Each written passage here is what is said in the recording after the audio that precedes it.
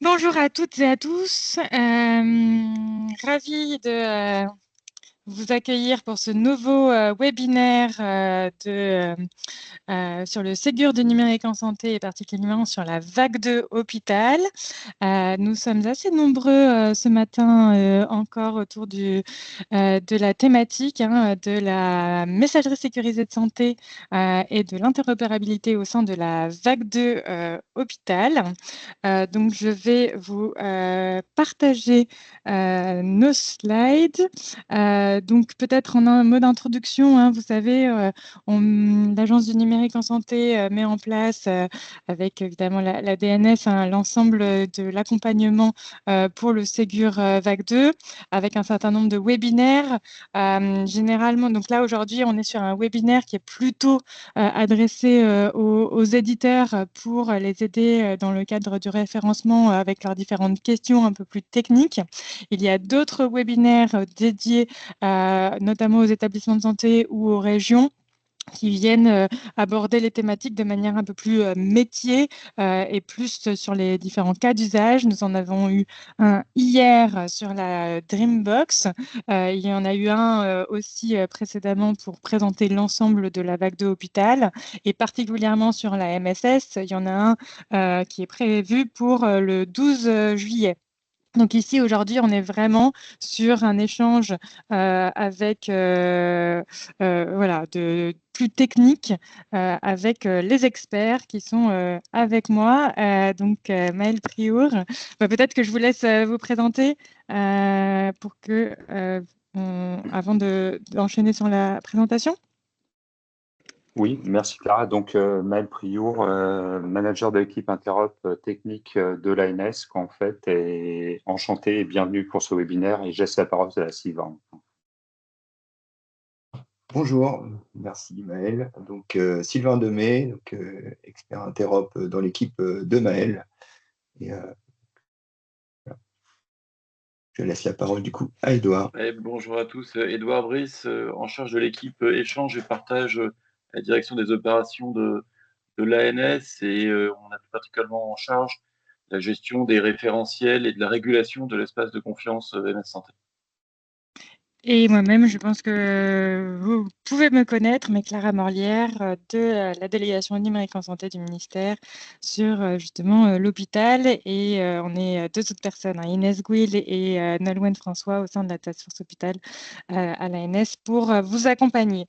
Donc, effectivement, on va aller très rapidement sur les slides introductives, parce que je pense que la plupart des personnes connaissent le Ségur du numérique en santé. C'est pour permettre le partage fluide et sécurisé des documents et messages pour la MSS, particulièrement pour la MSS. Et donc, un des points là que vous voyez, c'est effectivement de bien permettre que l'ensemble des acteurs échangent par messagerie sécurisée de santé les différents documents. La vague 1 a particulièrement permis l'envoi des documents depuis notamment les établissements vers l'extérieur.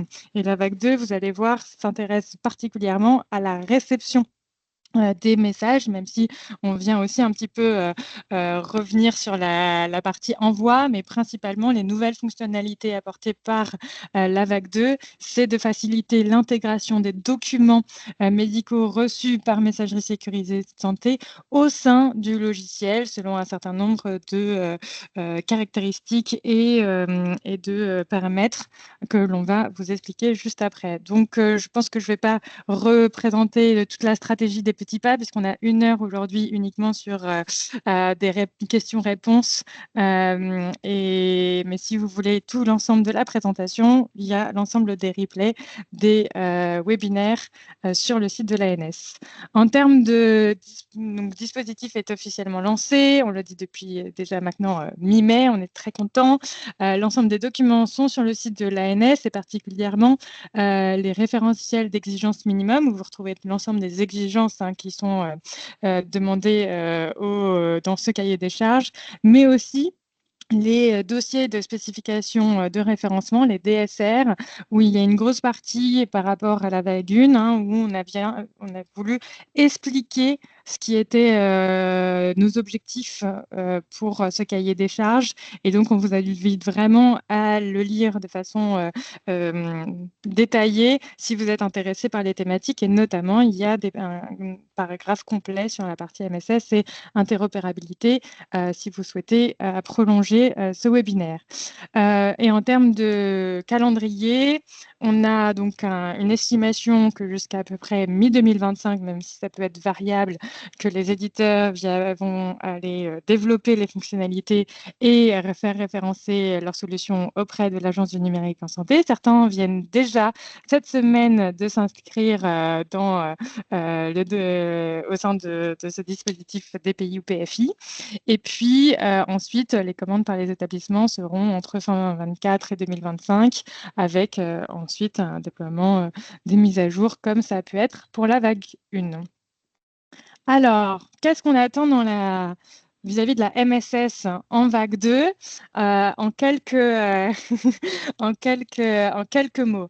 Évidemment, on reprend un petit peu ce qui est de la vague 1, c'est-à-dire l'envoi des messages et des documents par messagerie sécurisée de santé. Il y a aussi l'intégration de l'annuaire santé et les envois vers les patients. Donc là, ça, c'est plutôt la partie reprise et amélioration de la vague 1.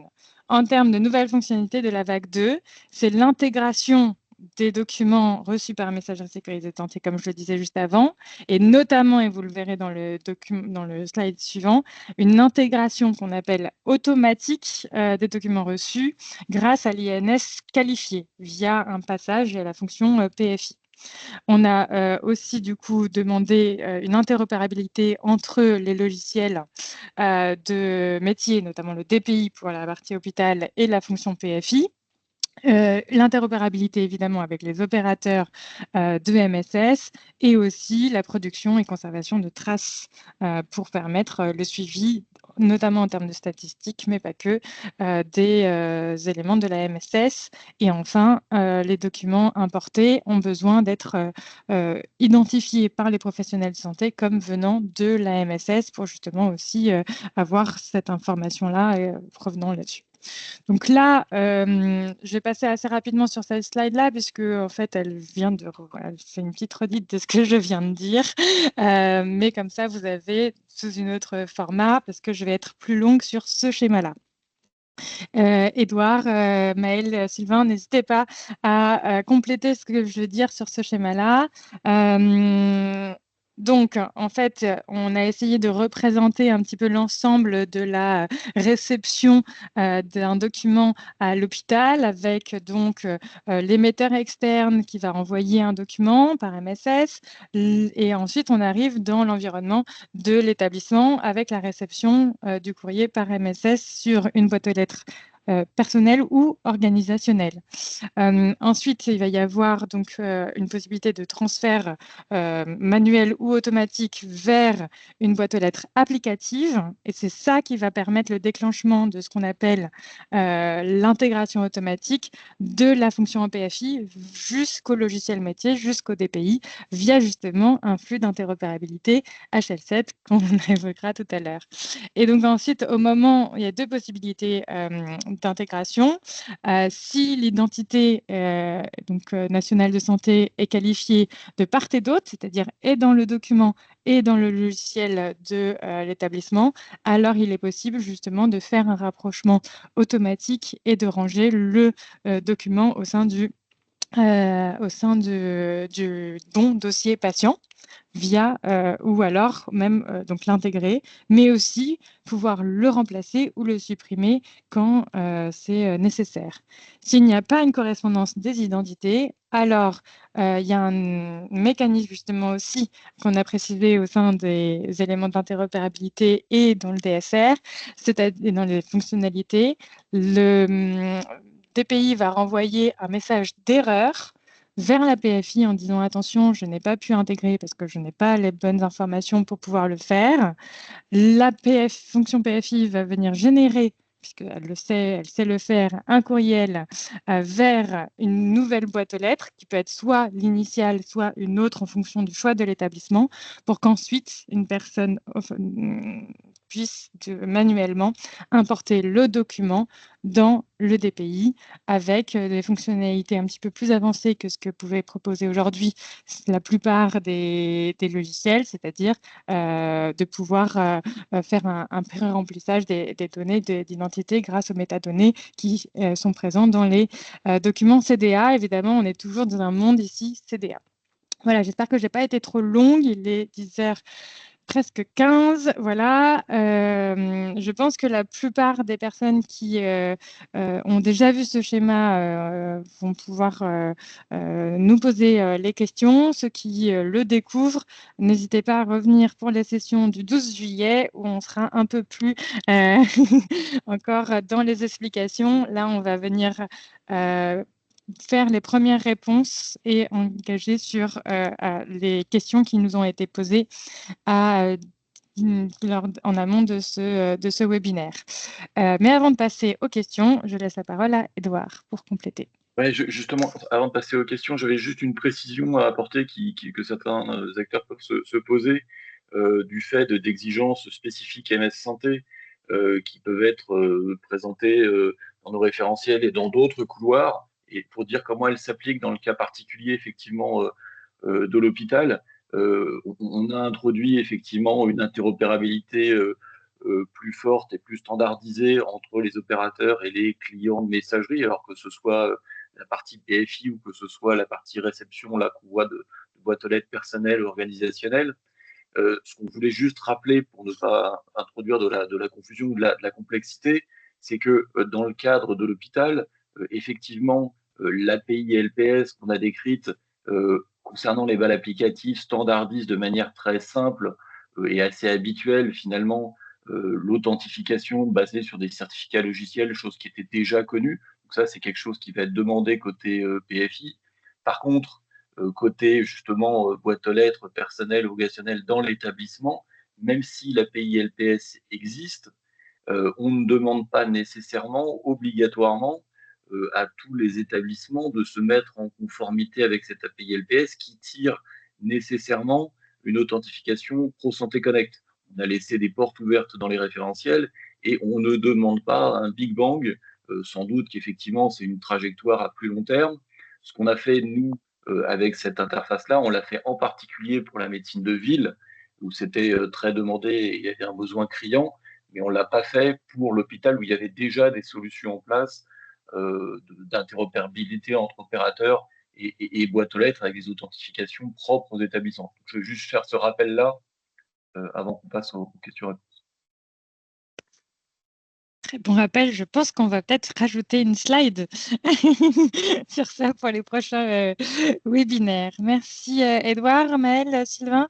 Peut-être qu'avant de passer à la suite, effectivement, on peut dire qu'il y a donc 2 volets d'interopérabilité qui ont été spécifiés pour la vague 2, enfin qui sont demandés dans le cadre de la vague 2, qu'on n'a pas rappelé ici, mais donc un qui préexistait de la vague 1 et qui a pu avoir un certain nombre d'évolutions pour l'envoi au DMP, mais aussi par message sécurisé de santé dans un format standardisé, et un nouveau volet qui a été testé grâce à vous au Projectathon et qui, du coup, concerne vraiment la partie réception que je viens de décrire.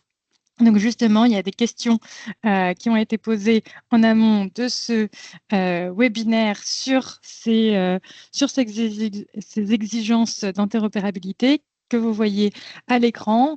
Et donc, je vous propose que collectivement, on vienne regarder les questions qui ont été posées et y répondre avec notamment Maëlle et Sylvain particulièrement pour certaines des questions, et aussi Edouard. Donc, la première question qui nous a été posée concernant le dispositif DPI sur cette exigence-là. Alors, elles ont des petits noms un petit peu compliqués, mais en gros, c'est une exigence exigences du DPI, pour ceux qui connaissent, avec notamment justement dans le monde CDA et qui concerne l'interopérabilité HL7, qui est de dire que cette exigence choisit de transmettre une demande de traitement sur un document CDA via MS Santé et de partager ce document. La question est-il possible de répondre à l'exigence en transmettant 2 messages, un pour le DMP et un autre pour la MSS, ou faut-il obligatoirement générer un seul et unique message pour demander une transmission vers le DMP ou la MS et la MSS? Merci Clara pour un rappel de la question. Donc, la réponse va être assez simple en fait. C'est que effectivement, ce qui est attendu, c'est un seul et unique message pour être conforme au scénario qui est décrit et également aux différents tests qui ont été mis à votre disposition. Donc, un seul message.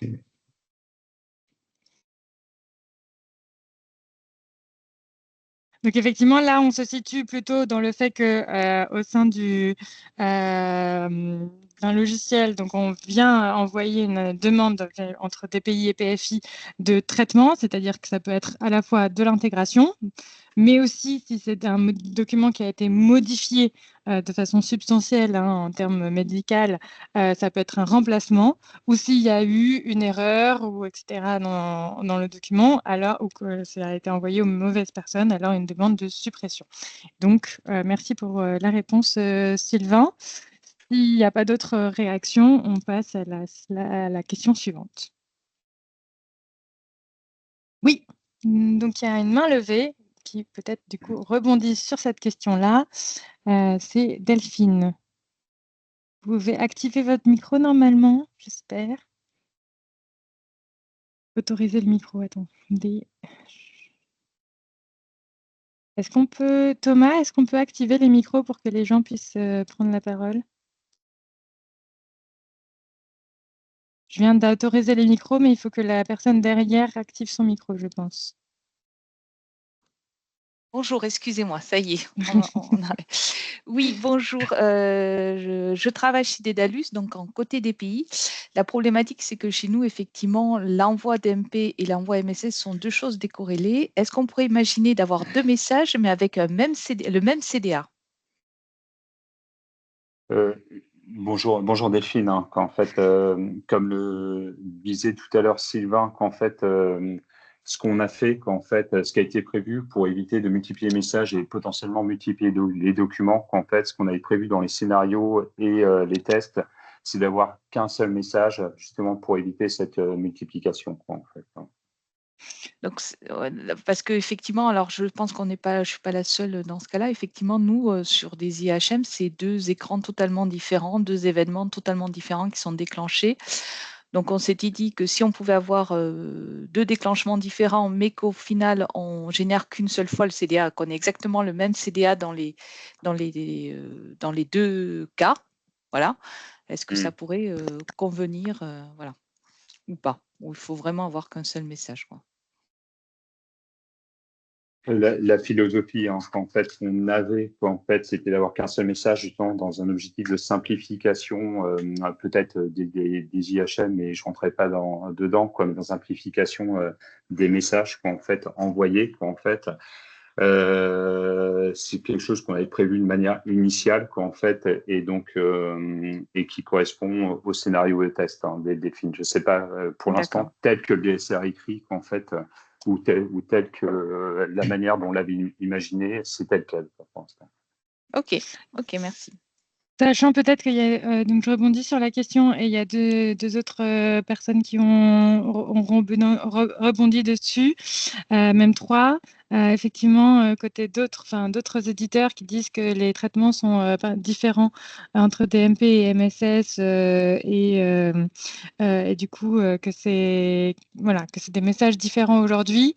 Et il y a aussi le fait que, attention, s'il y a un seul message côté DMP et MSS, est-ce que cela rend obsolète toutes les implémentations dans lesquelles le DPI alimente directement le DMP sans utiliser la PFI. Peut-être qu'il faut quand même qu'on rappelle aussi ce qui s'est passé en vague 1 et ce qu'on a reproduit pour la vague 2. C'est-à-dire que là aujourd'hui, on a spécifié donc dans les exigences le fait que les éditeurs devaient absolument, pour justement standardiser un petit peu l'ensemble des flux, être conformes à ces implémentations, à ce standard. Néanmoins, après, dans l'implémentation effective pour un établissement, l'établissement peut choisir si c'est uniquement, s'il utilise la fonction PFI uniquement pour la MSS, notamment en vague 2, parce qu'il y a la réception qui est l'élément nouveau de la vague 2 par rapport à la vague 1. Même si du coup, selon ce qu'il a choisi en vague 1, on conseille fortement de reprendre les éléments qu'il a pour pouvoir justement faire la standardisation. Mais si par exemple en vague 1, il n'a choisi la fonction PFI uniquement pour la MSS, eh bien, il peut choisir en vague 2 la PFI uniquement pour l'envoi par MSS et la réception par MSS. Et donc, je pense que c'est pour ça qu'un certain nombre des éditeurs présents nous disent aussi qu'ils gèrent le sujet, les messages différemment. Donc, je pense qu'effectivement, il faut voir entre ce qu'on demande dans les scénarios, pour simplifier, et le fait que ça soit un seul message, et ensuite, derrière, le fait qu'il y ait des implémentations un petit peu différentes. C'est pas remonté dans les ateliers lors des spécifications. Je me questionne là-dessus, mais a priori non. Donc, ni pendant le Project Action. C'est un point à prendre en compte.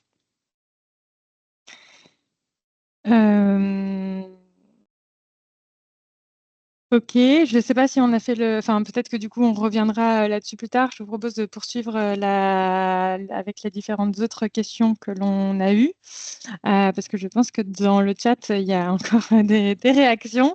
Alors, sur la deuxième question qui concerne donc une autre exigence du dispositif DPI, donc c'est le scénario demande un envoi d'accusé technique après la réception du message MDM. Dans le cas où le message est reçu via le protocole MLLP, nous envoyons déjà cet accusé de réception technique, mais est-ce qu'un accusé fonctionnel est-il attendu ? Donc là, la personne qui a posé la question a décrit le fonctionnement actuel avec réception du message LLP, enregistrement du message brut dans une file d'attente pour traitement ultérieur. Enfin, je ne vais peut-être pas tout décrire ce qui est marqué dans la slide. Mais donc, la question est-il obligatoire de renvoyer un accusé fonctionnel dans le cadre de la vague 2 ? Alors, peut-être. Bon, vas-y. Non, j'ai laissé Sylvain répondre à la question, mais peut-être revenir sur le schéma, Clara, en même temps, pour illustrer que tu avais deux slides avant ou une slide avant. Voilà, Sylvain, je te laisse.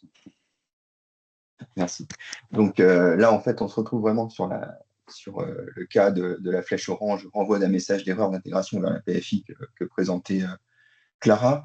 Donc, du coup, suite à une demande d'intégration des documents, en fait, on va avoir une lecture potentiellement là ici des identifiants. L'INS ne va pas être présent, par exemple, sur le document. On va avoir du coup un déclenchement d'alerte vers la console d'administration de DPI. Si on prend cet exemple de cas d'usage, et ce qu'on attend, en fait, c'est vraiment le message d'acquittement HL7, donc l'ACK. Donc, on attend vraiment ce retour qui est obligatoire. Donc, je pense que la réponse est oui également, qu'on attend ce retour, ce message d'acquittement. Et c'est également ce qu'on a dans les scénarios de test. Donc peut-être pour faire un petit... Vas-y Maël. Ouais, peut-être pour compléter, merci Sylvain et Clara, peut-être pour compléter, ce qui était important, c'était de connaître pour cette vague 2, les éléments qui avaient bien intégrés, aussi, mais les documents qui ont été mal intégrés. Pourquoi, pour pouvoir les intégrer soit de manière manuelle ou soit alerter une personne, un professionnel de santé, comme quoi un document a pu être intégré et ne pas compromettre la prise en charge du patient. Donc, ce qu'on attend, c'est vraiment un acquittement qui nous dit si l'intégration a pu être réalisée ou pas. Oui, peut-être pour revenir sur la façon dont on a tout le processus sur la construction de la vague 2, effectivement, il y a eu un moment donné où on s'était dit ça peut être intéressant d'avoir y compris jusqu'à des accusés de lecture. Il y a eu pas mal de discussions sur le fait que c'était pas si facile que ça, parce qu'à quel moment, effectivement, on a besoin de le faire, tout le monde n'allait pas interpréter de la même manière. Donc on s'est dit que vu que là, tout ça, c'est un petit peu nouveau, l'idée, c'est de pouvoir mettre déjà les fonctionnalités minimum pour ensuite développer là-dessus. Et puis ensuite, quand on a donc continué dans la dynamique de construction, et notamment, vous savez tous qu'il y a eu une période où les spécifications, le cahier des charges était estimé comme très lourd par l'ensemble des éditeurs et qu'il fallait pouvoir rendre un peu cette charge plus absorbable dans un but que ça arrive plus rapidement sur le marché, enfin en tout cas auprès des établissements de santé, notamment sur la consultation DMP. Et donc, pour le petit rappel, il y avait au départ une liste de travail envisagée au sein des logiciels pour permettre justement le fait que quand il n'y a pas d'INS qualifié de part et d'autre, le logiciel puisse quand même conserver les documents pour pouvoir les répartir. Sauf que cela nécessite beaucoup de nouvelles interfaces.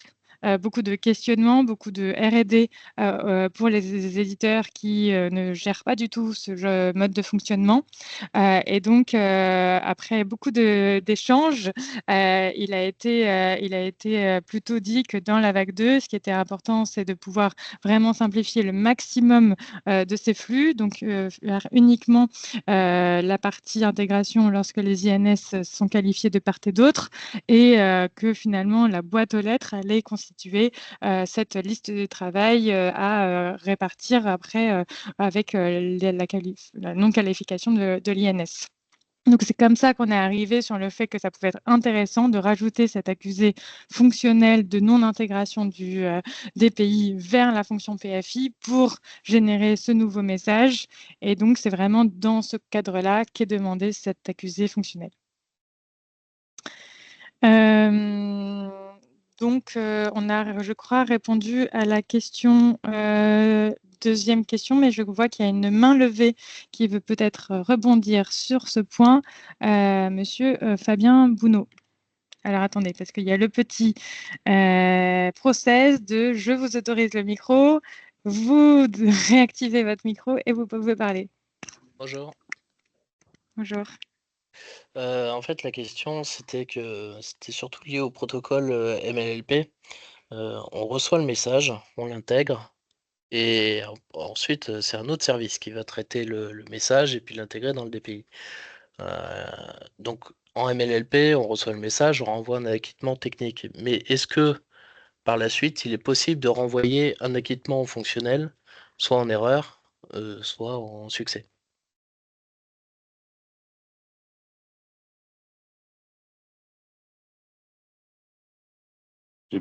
J'ai pas envie de.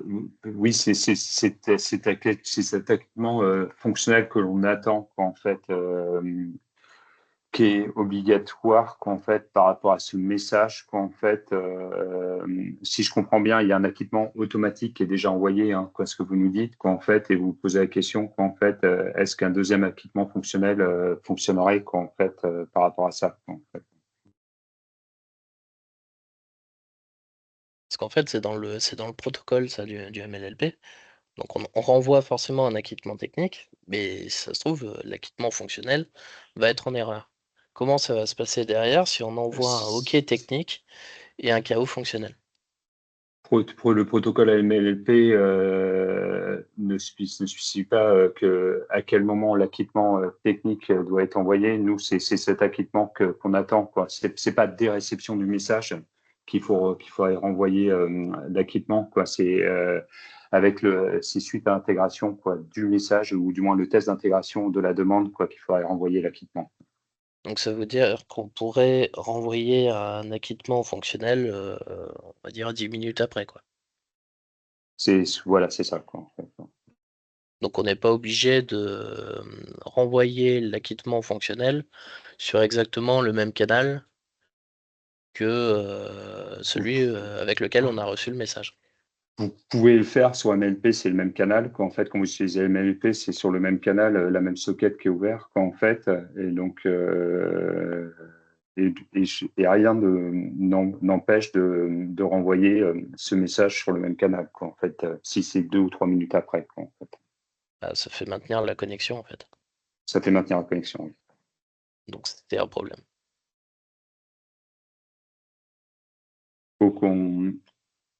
Je vous avoue faut qu'on regarde et qu'on vous apporte des précisions par rapport à ça, sur la manière de le faire, par rapport à cette problématique. Parce que le problème, c'est que si on intègre un fichier, un message, on va dire, toutes les 10 secondes, rien que ça, c'est un peu lent. S'il faut attendre forcément l'acquittement fonctionnel pour pouvoir traiter le suivant, ça va être un problème. Sauf si on n'utilise pas le MLLP, bien sûr. Par rapport à votre problématique, je pense qu'on a des précisions à apporter ou des éléments à explorer a priori ça semble pas être rédhibitoire mais il faut qu'on apporte des précisions sur la manière de le faire. Donc, je pense qu'on va reprendre contact avec vous pour explorer la manière de le faire rapidement. Pour regarder les points bloquants et la manière dont vous pouvez répondre à cette exigence, en utilisant ce protocole et en évitant de maintenir les différentes sockets ou canaux ouverts à des fins de...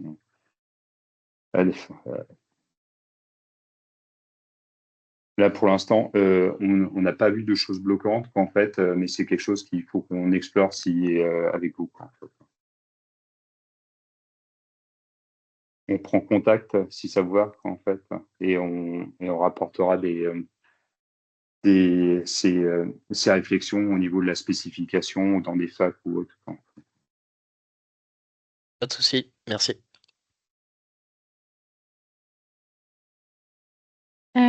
Alors, il y avait d'autres remarques.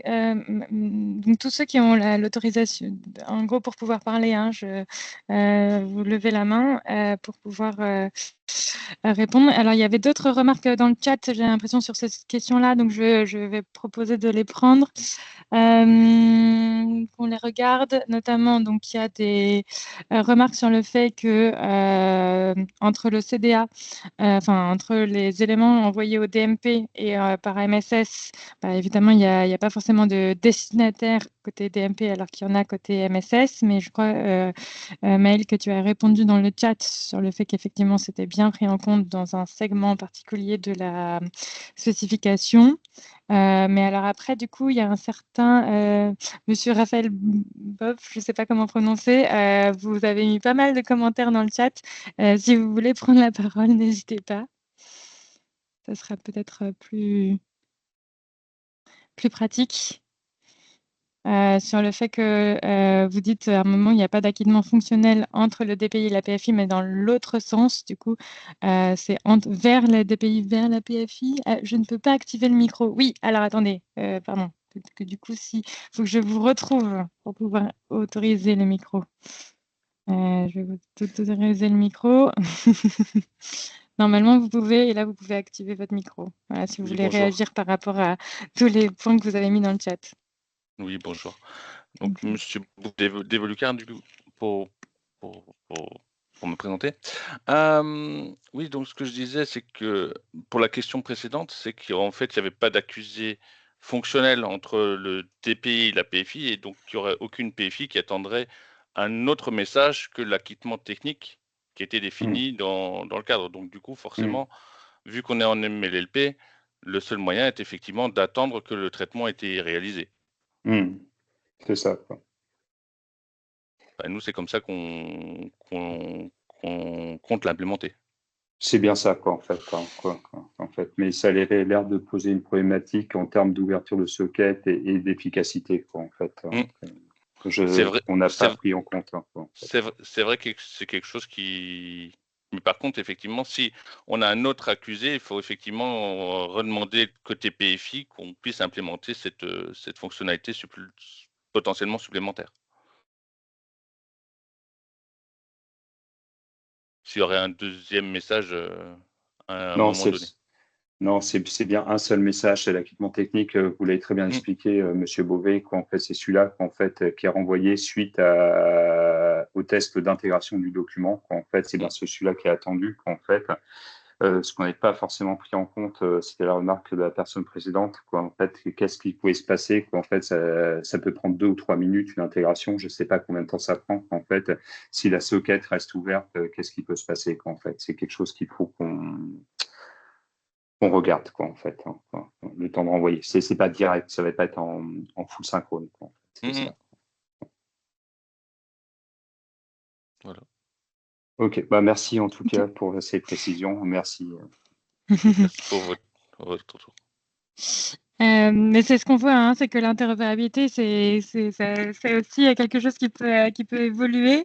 Mais je pense que ce qui est important aussi quand même de rappeler, hein, par rapport à la vague 1 et pourquoi aujourd'hui en vague 2, on a vraiment souhaité spécifier l'ensemble de ces éléments, c'est que il y a eu beaucoup de retours en termes d'implémentation sur le terrain en vague 1, où comme on n'avait pas spécifié ce lien entre DPI et fonction PFI, eh bien toutes ces questions-là que vous êtes en train de poser et plein d'autres, plein d'autres, ont été posées à la maille parfois individuelle des établissements et de chaque éditeur avec les autres éditeurs entre eux. Donc, c'est vrai qu'aujourd'hui, même si on se pose pas mal de questions encore, notamment celles que vous venez de poser, c'est vrai qu'on est vraiment convaincu que pour la vague 2, ça permettra d'harmoniser et on va continuer les discussions pour que justement l'ensemble des éditeurs, donc là probablement il y aura une autre session à faire prochainement sur le sujet pour pouvoir poursuivre ça. Mais on a du coup d'autres retours dans le chat, dont une qui est un peu plus logistique, mais alors moi, je ne sais pas comment faire. Est-ce que Thomas, tu es toujours là? Est-ce que tu sais comment permettre d'activer tous les micros, autoriser tous les micros? Ou quelqu'un d'autre sait le faire? Alors, normalement, je l'ai activé. J'ai activé l'option. Normalement, il faudra tester. Ah, merci, Edouard. Alors maintenant, les gens qui lèvent la main peuvent normalement prendre la parole juste après. Notamment Madame ou Monsieur Nagy. Ouais, c'est un Monsieur Neji. Monsieur, pardon. Excusez-moi. Donc, Neji Fadli, donc je suis responsable système d'information aux hôpitaux Saint-Maurice. Et en fait, justement, juste pour compléter ce que disait justement Maël, c'est que moi, en fait, là, je parle sur la partie interopérabilité, parce que je travaille aussi au niveau des EAI. Et je pense que la partie, en fait, comment dirais-je, l'acquittement technique lui-même, en fait, il est découpé en plusieurs, c'est-à-dire c'est plusieurs phases, en fait, d'acquittement. Il intègre lui-même, en fait, indirectement l'acquittement fonctionnel. Donc, je ne vois pas l'intérêt d'ajouter, en fait, une autre couche supplémentaire qui est déjà prévue, en fait, par le standard. C'est ça que je ne comprends pas, en fait. Ok, si on est d'accord sur ce point-là, donc c'est ok. On est d'accord, en fait. C'est ça, en fait. Un seul acquittement, en fait, qui... Voilà, monsieur. Parfait. Merci. Alors, du coup, il y avait aussi d'autres questions qui étaient plus larges sur le schéma, je pense, et pas uniquement sur cette question-là. De Dominique, il y avait plusieurs questions. Est-ce que déjà, tout message contenant une pièce jointe CDA R2 doit-il obligatoirement être intégré dans le DPI? Quid des logiciels et parcours spécialisés utilisant des briques dédiées exploitant des types de documents relatifs à un parcours? Je pense que je vais prendre la question. Ce que j'ai évoqué tout à l'heure, c'est qu'en fait, au moment où un message avec une pièce jointe CDA est envoyé dans une boîte aux lettres, il est du choix de l'établissement d'effectivement permettre le fait qu'il y ait des règles de paramétrage pour un renvoi automatique s'il le souhaite, parce que je sais qu'on en a discuté avec un certain nombre d'entre eux, renvoyer directement vers une boîte aux lettres applicative qui est liée donc à l'ensemble de ce schéma. Néanmoins, ça peut être aussi sur la base d'un envoi manuel si voilà, les quantités sont gérables. Et dans ces cas-là, ça peut être un choix de la personne qui regarde la boîte aux lettres, de dire ce document-là, il est pertinent, et comme ça, hop, je l'envoie dans la boîte aux lettres applicative et ça fait tout le chemin, ou je ne l'envoie pas et je dis que je ne souhaite pas l'intégrer dans le DPI. C'est vraiment là, ce qu'on vient apporter avec la VAC 2, c'est une fonctionnalité qui permet à travers le monde MSS, de permettre cette intégration directe à partir du moment où l'INS est qualifié au sein du DPI. Évidemment, là, ça, c'est financé dans le cadre de la VAC 2 sur les DPI. Ce n'est pas interdit que d'autres logiciels développent ce genre de fonctionnalités par ailleurs pour intégrer dans d'autres types de logiciels métiers, ou alors de passer par les fonctions d'import de documents. Mais vraiment, donc c'est vrai que ça reste c'est restreint au DPI. Par contre, ça ne veut pas dire que tout message avec une pièce jointe CDA va venir forcément dans le DPI. C'est un choix à faire. Ensuite, une autre question qui a été mentionnée tout à l'heure, enfin qui a été posée tout à l'heure, c'est la question de la correspondance des identités et de la place du RI ici.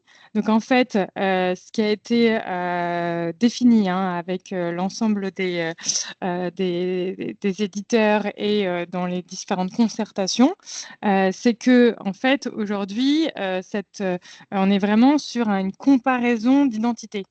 On n'est pas sur, comme peut le faire un RI, de création d'identité qui soit provisoire ou validée, qualifiée, etc. Là, on est vraiment sur le fait que l'établissement, enfin le logiciel vient comparer les deux identités entre le document reçu et ce qu'il a en base. Donc aujourd'hui, de façon le plus logique par rapport à ce que peut faire une fonction PFI, c'est au sein du logiciel de la brique DPI qui fait cette action. Donc c'est ainsi que l'on a présenté dans les slides, et de mémoire, on a fait en sorte que ce soit possible dans les fonctionnalités exigences de la VAC 2. Voilà, juste pour ce petit rappel. Ensuite, je vois que l'heure tourne, donc je vous propose de passer à la dernière question qui nous a été posée, qui concerne donc une exigence du 6.10. Et après, on pourra continuer à prendre les autres questions par ailleurs. Donc, la dernière question qui nous a été posée en amont du webinaire, c'est que dans le document, il est indiqué que les échanges par MS Santé doivent prendre en compte les restrictions positionnées sur le message. Exemple, un document avec un masquage médecin ne doit pas être envoyé sur le mail MS Santé du médecin. Donc, la personne qui nous écrit dit qu'ils comprennent la restriction sur le masquage patient et représentants légaux, comme il y a notamment dans le DMP, mais que ça leur semble trop restrictif pour le masquage professionnel de santé, parce qu'un PS peut décider de masquer le document à ses confrères sur le DMP pour une certaine raison, mais quand même l'envoyer par MSS pour avoir son avis. Donc, faut-il vraiment bloquer les envois vers la MSS d'un professionnel sur la base du masquage choisi pour le DMP? Merci Clara. Oui, donc effectivement, alors ça concerne donc le volet dans l'exigence. Du coup, c'est quelque chose qu'on retrouve dans le chapitre choix des standards. Et effectivement, donc ce cas d'usage, je pense qu'on ne l'avait pas envisagé au départ, donc il faudrait qu'on l'étudie pour voir ce qu'on pourrait faire et répondre à ce besoin ou relâcher la contrainte et sans potentiellement faire des choses. Voilà. Après, Simaël et Clara voulaient réagir. Mais... Oui, dans le ou- sens où Maëlle, vas-y, c'est dans le Non, sens où vas-y, pour vas-y. moi, c'est le médecin, enfin là, on est vraiment toujours dans le cadre de la vague 2 sur les logiciels PFI et DPI. Je pense qu'effectivement, après, si le médecin qui a sa boîte aux lettres aussi MSS souhaite l'envoyer pour avis à un autre médecin, il y a l'autre circuit MSS hors logiciel qui permet tout à fait de faire ça. Donc, il faut voir un petit peu plus dans votre question si la personne est là et peut peut-être continuer la discussion avec nous, de dire il y a différentes articulations. Là, on est dans le sens où, effectivement, il y a un document qui a été envoyé pour les deux, DMP et MESS. C'est difficile de savoir si le souhait était initialement de masquer pour tout le monde au DMP, comment individuellement on pourra dire, dans ce cas-là, c'est uniquement pour le DMP, ou dans ce cas-là, c'est pour le DMP et la MSS. Oui. Bonjour, c'est Madame Bertrand-Margot pour les HL, c'est moi qui posais la question. Oui, le fait est que depuis le DPI, on envoie vers le DMP, et quand on envoie à des MSS, on envoie, finalement, on indique à qui on l'envoie, donc c'est unitaire, c'est un choix de la part du médecin, et si c'est et ça lui évite de ressortir pour aller dans ses MSS, parce que si on le bloque, pour qu'il puisse passer par un MSS, ça veut dire que son document qu'il a dans son DPI, il va le télécharger sur son poste, pour derrière ouvrir sa MSS, importer le document et l'envoyer. C'est trop long. Oui, je comprends, mais la question, c'est pourquoi le bloquer? Oui, c'est parce qu'on se dit qu'il va bloquer parce qu'il ne veut pas que ce soit visible pour l'ensemble des médecins sur son DMP. Ça ne l'empêche pas de demander un avis à un expert. Nous, il y a régulièrement des demandes d'avis. Mais qui je sont sais pas, finalement pour une personne précise. Maëlle, Sylvain, là, on a donné un exemple sur le fait que les restrictions doivent être dedans. Est-ce que derrière, est-ce que c'est un blocage ou c'est plutôt le fait de ne pas envoyer? En fait, c'est quelque chose sur lequel on voulait s'accorder qu'en fait, on a sur la bonne cohérence des données, qu'en fait, MS Santé et DMP, qu'en fait, assurer cette cohérence, qu'en fait, par rapport à la remarque, on pense qu'on a été trop restrictif, qu'en fait, ce cas d'usage, comme disait Sylvain, n'a pas forcément été envisagé, qu'en fait, donc merci pour ce retour, qu'en fait, et comme le disait Clara, les choses évoluent, qu'en fait, et donc et je pense qu'il faut qu'on enlève cette contrainte au niveau du volet, qu'en fait, qui est trop forte par rapport à un cas d'usage, qu'en fait, qui existe, Clara, en fait. Parce que là, on a mis en format en phrase dans le volet, mais concrètement, derrière, techniquement, là, aujourd'hui, dans les vérifications qu'on fait dans Gazelle, on ne vérifie pas ça. Non, on ne vérifie pas ça. En fait, c'est une restriction qui est au sein du volet du CISIS, en fait, pour assurer la bonne cohérence. Ouais, pour assurer la bonne cohérence entre les restrictions DMP et MSS, quoi, en fait, et ce cas d'usage n'avait pas du tout été envisagé, quoi. Donc, merci de nous le remonter, en fait, au moment où on avait écrit ces restrictions. En fait. Mais c'est vrai que oui, il y a des réactions sur le fait que justement, c'est tout l'intérêt de la MSS de pouvoir avoir ce genre de cas. Mais c'est vrai que comme c'est, et comme le rappelle quelqu'un d'autre, à la demande généralement du titulaire du DMP, d'ailleurs, c'est pas généralement, c'est à la demande du patient. Notamment quand lui n'est pas en mesure, du fait d'une fracture numérique ou d'isolement numérique, comme on peut dire, dans mon espace santé, puisque cette fonctionnalité est aussi accessible dans mon espace santé. C'est vrai que si le patient dit « je ne veux pas que vous partagiez mes informations avec d'autres professionnels de santé », après, c'est le professionnel de santé qui prend le choix de l'envoyer pour avis. Donc, effectivement, de façon globale, on s'était dit que le patient demande, c'est comme s'il demande de ne pas alimenter son DMP, il faut que ça soit à peu près... homogène sur l'ensemble. Après, j'entends qu'il ne faudrait peut-être pas qu'on aille jusqu'à un blocage, comme me dit Margot, pour quand même que ce soit possible, même si de façon générale, la fonctionnalité ne le fait pas, quoi. Ok, bah, en tout cas, on voit que c'est vraiment utile d'avoir ces échanges et qu'on peut les poursuivre. Comme je disais, comme disaient Sylvain et Maël, ce genre-là, hein, c'est d'ailleurs tout l'intérêt des projectatons, c'est de pouvoir aussi remonter ce genre de cas. Donc, je ne sais pas s'il y en a un prochainement, mais on est toujours à la recherche de, de personnes et de structures intéressées pour participer. J'ai l'impression qu'il y a d'autres réactions dans le chat. On a encore quelques minutes d'ici 11 heures, donc n'hésitez pas à prendre la parole. Notamment, je crois qu'il y avait une personne qui voulait revenir sur une des questions. Je crois Philippe Laguarde, sur le fait de revenir sur la question précédente, la toute première question, notamment sur un message ou deux messages, avec le fait qu'il y a un avantage de flexibilité pour les différents cas d'usage d'alimentation DMP ou de MSS. Donc effectivement, peut-être revenir sur ce point. Enfin, réexplorer.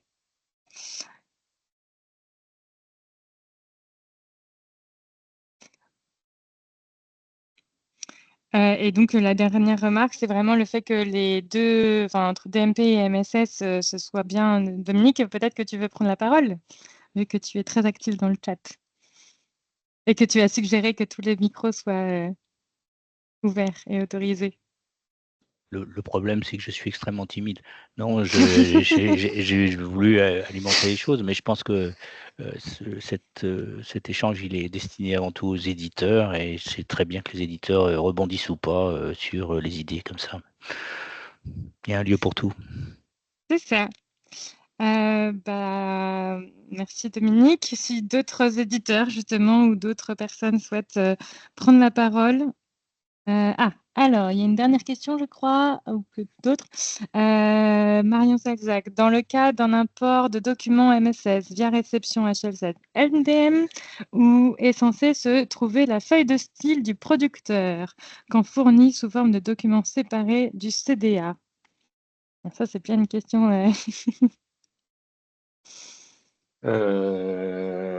Oui, Est-ce qu'on sait répondre comme oui, ça du oui, tac au tac? Oui, on sait répondre hein, qu'en fait, ce qui se passe avec les feuilles de style, maintenant qu'en fait, sur les CDA de niveau 3, la majeure partie, quoi, c'est le cas du CR de bio et d'autres comptes rendus, qu'en fait, on a prévu un PDF encapsulé, qu'en fait, pourquoi? Pour éviter de retraiter le document CDA avec une feuille de style, qu'en fait, donc on va vers une logique d'utiliser de moins en moins la feuille de style, mais plutôt d'utiliser le PDF pour la visualisation, quoi, en fait. Et donc ce PDF, si c'est un compte rendu de biologie pour l'instant ou d'autres comptes rendus, sera dans le document CDA, quoi, en fait, et c'est ça qu'il faut privilégier pour l'affichage du document, quoi. D'accord, donc on n'aura jamais le cas CDA niveau 3 sans PDF avec feuille de style de producteur. Feuille de style, si elle est incorporée, elle va être dedans. Mais c'est quelque chose qui doit disparaître. Si vous ne l'avez pas, en fait, c'est ce que précise le standard et le CISIS, qu'en fait, dans le cas, on autorise, faut privilégier, on va dans l'ordre, d'abord le PDF, puis la feuille de style du producteur qu'on l'a, en fait. Sinon, si j'ai pas la feuille de style du producteur ni le PDF, j'utilise ma propre feuille de style pour afficher le document CDA. Mais si feuille de style du producteur et pas de PDF, dans ce cas-là... Si feuille du style du producteur et pas de PDF, c'est ma feuille de style de l'éditeur. Et si elle n'est pas dans le CDA? C'est vous devez disposer d'une feuille de style pour pour afficher n'importe quel document CDA. Donc on prend la feuille de style par défaut, du coup. Ouais, c'est ça. C'est au lieu de ça, celle du producteur. C'est exactement ça. Okay. Ok, merci. Merci Marion. Alors, il reste encore 3 minutes si on prend toute l'heure. Et comme il reste des réactions dans le chat, je pense que ça peut être intéressant de les prendre. Bon, il y a une réaction sur tout ce qu'on disait hein, vis-à-vis du droit du patient et du médecin avec l'avis d'un d'un confrère qu'on évoquait tout à l'heure sur le fait que si le patient s'est opposé au partage de ces données, pourquoi le médecin viendrait donc prendre l'avis d'un confrère alors que le patient s'y est opposé. Effectivement, je pense que sur ce cas d'usage-là, ça serait intéressant d'y revenir avec notamment peut-être un regard médical. Margot, je ne sais pas si, puisque ça rebondit sur votre question, dans quel cas ça se pose. Après, peut-être que ce qu'on a dit tout à l'heure, c'est que DMP et MSS est différent, et donc le patient peut aussi dire « je ne veux pas partager sur le DMP parce qu'il y a une certaine pérennité, et c'est tout l'intérêt des documents dans le DMP, et donc tous les professionnels de santé habilités qui me prennent en charge peuvent y avoir accès, là où si c'est uniquement entre deux confrères et qu'il y a une certaine confiance du patient dans ce médecin-là pour prendre avis vers quelqu'un d'autre, voilà, il peut y avoir peut-être des cas un petit peu plus particuliers qui font que même si le patient s'est opposé, c'est pas tout à fait impossible derrière de reposer la question à quelqu'un d'autre. Une autre question qui est quel intérêt d'intégrer un document en local s'il est dans le DMP? Alors ça, c'est une question globale sur le Ségur hôpital, donc je vais le prendre. Il y a énormément de retours de la part des professionnels de santé et des établissements qui disent que pour des raisons médico-légales, il est important de pouvoir, pour les documents qui sont pertinents à la prise en charge, ce ne sera pas forcément tous, mais de pouvoir les conserver au sein du TPI. Et ça pose d'ailleurs des questions en termes de volumétrie pour les établissements, mais il y a des cas où c'est intéressant de pouvoir le faire, et c'est ce qu'on rend possible dans le cadre de la vague 2. C'est la même chose pour la partie MSS, c'est-à-dire que il y a vraiment une question médico-légale. Un patient peut décider à un moment de fermer son DMP, et si derrière, alors s'il y a des conflits, etc., c'est toujours possible d'aller chercher, mais il y a quand même, si on souhaite revenir sur le dossier et que le document n'est finalement pas là, l'avoir conservé dans son logiciel. Après, il y avait un autre point sur les laboratoires. Alors ça, je vous propose d'en parler dans le cadre de la concertation actuelle qu'il y a sur notamment la task force biologie, puisque le point soulevé, c'est le fait que les laboratoires ne peuvent pas forcément qualifier l'INS du fait d'une absence de vision, de vue du patient. Donc, je vous propose qu'on regarde ça particulièrement dans le cadre de la task force biologie, dont les nouvelles dates ont été annoncées lors du comité de suivi Ségur numérique il y a 2 semaines. Et donc, pour information, les prochains dispositifs pourront être lancés à la rentrée globalement entre octobre et novembre, si tout se passe bien. Voilà pour les questions. Il est 11h01. Maëlle, Sylvain, Nolwenn, je crois qu'Edouard a dû partir. Non, Edouard est toujours là. Est-ce que vous voulez conclure? Et ensuite, on pourra finir ce webinaire. Oui, peut-être pour conclure concernant l'interopérabilité. Merci Clara en fait, pour cette animation en fait, et merci à vous pour les différentes questions. En fait, ce qu'on voulait vous redire, qu'en fait, c'est que concernant cette interopérabilité, qu'en fait, on a mis à disposition des exemples de messages sur le GitHub. Il y a un simulateur HSSV2 qui joue soit le rôle de PFI ou DPI qui existe, si vous voulez vous entraîner, si vous voulez faire des différents éléments. Et l'ensemble des tests est accessible. Et voilà, pendant toute cette démarche Ségur, Clara nous remontrait le calendrier tout à l'heure, qu'en fait, on est disponible. N'hésitez pas à nous solliciter sur notre boîte mail ou support industriel, qu'en fait, on essaiera de répondre au mieux à vos questions. Merci Maëlle, et puis merci à tous. Ce webinaire sera en replay sur le site de l'ANS, et on vous retrouve. Nolwenn, j'ai plus la date du prochain. C'est la semaine prochaine? Absolument, c'est vendredi prochain sur le processus. Alors, on ne va pas vous présenter la plateforme pour le référencement parce que ça fait l'objet d'un autre webinaire dont je n'ai pas retenu la date, mais ça doit être le 3, je crois.